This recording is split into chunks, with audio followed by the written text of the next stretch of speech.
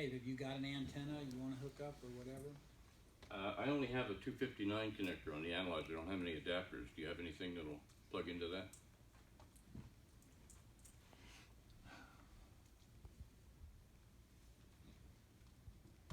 Yeah. So can we discuss field day just a little bit while we're? Certainly, go ahead.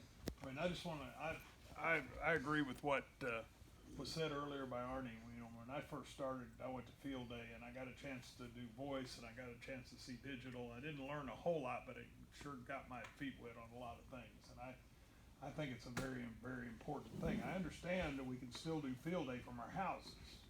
Yes. This year, you know, but I really think it's important that we do an on-site field day, especially for young people. I'll be there. I've got it marked on my calendar. I can bring a small generator if we need an extra generator. I know we've got the one on the trailer. And, One on the trailer I have in storage, ready to rock and roll. It hasn't been fired up since I put it there, but I'm quite sure it won't take much to fire up because it's propane, so. well, I'm gonna bring my 7300, and I can do FT8. I can bring my laptop and do FT8, or I can do voice through it, whatever. What I don't have is a portable antenna. I don't have any kind of antenna that I can bring to hook to it, but I'm sure we can come up with something like in your hand there. What do you think? But anyway, I just, my 2 cents, I think we really need to do it. People can be there for a couple hours or all night or whatever. I just think it's important for the club and for the sport, you know, for the hobby. So, my 2 cents. Oops. Now we're gonna, you need to use my clicker. No.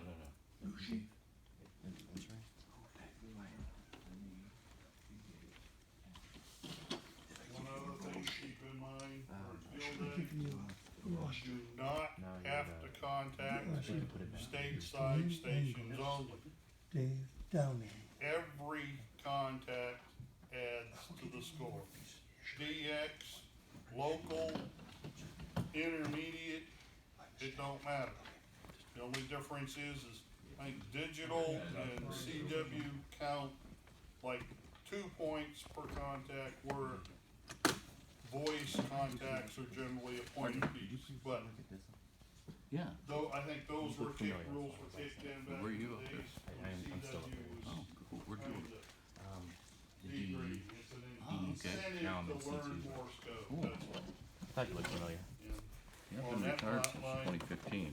Good memory. Since CW's been taken off the requirement list, there are a whole bunch of people out there wanting to learn Morse code on their, and they're learning on their own and getting on the air. So, Okay, I'm Dave Downing, WD5G, and I'm going to talk. This isn't going to be an in-depth thing, but what I'm going to talk about is a couple of analyzer types. Real popular over the last couple of years have been the VNA network analyzers. That stands for Vector Network Analyzer. And this is one of the larger ones, and most of us being older, if you're going to get one, you'd probably prefer to get the larger one. It's a 4-inch screen. You can do an incredible number of measurements with this thing. I mean, really down in the weeds and probably in excess of what most of you need. But the good news is they're cheap. I think $50 or so, $59 gets you the smaller one. This one was probably 80 or 85 or 90, something in that range. But it takes a little more effort to learn this one. So I thought I would treat myself to one of the Rig Experts. And Rig Expert is a Ukrainian company that started making analyzers, the larger ones, the AA30, AA60, and now they cover the whole range, even up into microwave. Very high caliber instruments, and the measurements and the visual displays and graphing on them is incredible. You can save it, download it, display it, and I'm going to show you a little example of that this morning.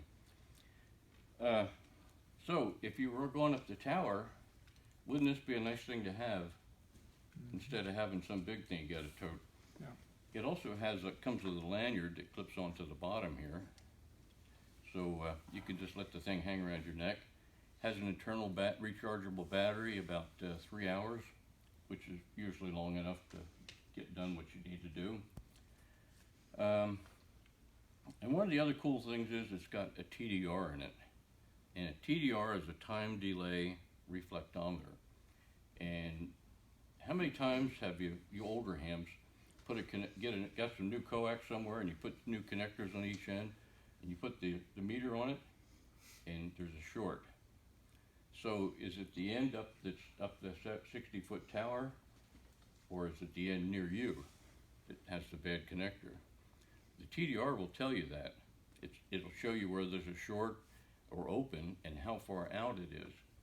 So with one of these, you could tell, well, I better whack the connector on this end and not bother climbing up the tower for needlessly. So, really useful function. So, as Dwayne alluded to various connectivity modes, wouldn't it be cool? Oh, by the way, this has what's called a paper white display. And outside, in bright sunlight, this thing is very easy to read. Inside, with the, in very dim lighting, not so much, but nobody does antenna analysis in that situation anyway. So this guy really does the job. And wouldn't it be nice if you didn't have to carry a big computer to use it? It has a USB connection on the bottom, USB Type-C. So with that, you can connect it to the PC, use it, and download their application and do some really good graphing. So your antenna could be modeled and you could save the graph for each one of your bands or each type of antenna you have. So go back a year later and say, well, has it changed? Or, has it gotten better? Has it gotten worse? Usually it won't get better. But this is a very versatile thing. So the other cool thing is this has Bluetooth. And I don't know if I can display my previous graphs. But there's an app for Android and there's also an app for Apple iPhones. So your iPad, iPhone, whatever, lets you do these graphs. So you can set the range you want to graph and get a really nice visual display. And then you also can page over and check the inductive reactance, capacitive reactance, and all the really in the weeds kind of things. So this is tremendously useful.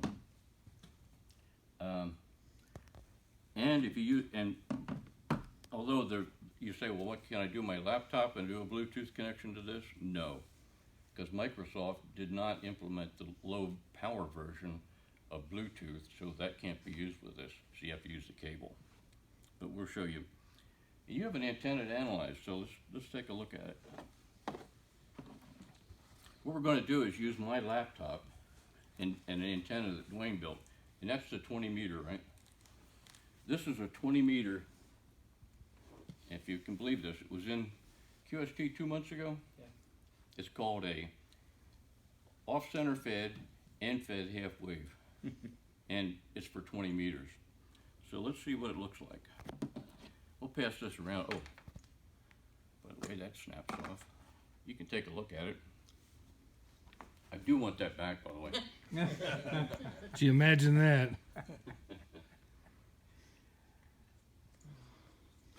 Oh, wait a minute, I'm gonna need that, I just remembered. Out of stock at HRO, by the way. What'd you say? They had a bunch at Gigaparts, and I bought mine from DX Engineering, and it was $329. A lot of money, but boy, what nice capability. Anybody have any questions before we get into this? Anybody wants Steve or them to bring something back from Dayton, I got Steve's number. Yeah. Call them. These are small, they can get a bunch of them in that van. Yeah. So a lot of what you see at Hamfest, and most of us have been using for years, is the MFJ 259C or 269, some variation of that. And they work really well, but you can't save any graphs, you can't do some of the in-depth things that you can do with that. So other than the size, how does this compare to the bigger rig experts? Have you got experience with that too? Well, it can, but most of those, and I don't know about yours, you said about the Bluetooth edition, do the newer, higher end ones have Bluetooth that functions I built think in? so, yeah. Built in, All the new Rig Expert analyzers have Bluetooth, yeah. except the one I won at, the Again, Albuquerque. that Bluetooth though will not work with the PC, with a Microsoft PC.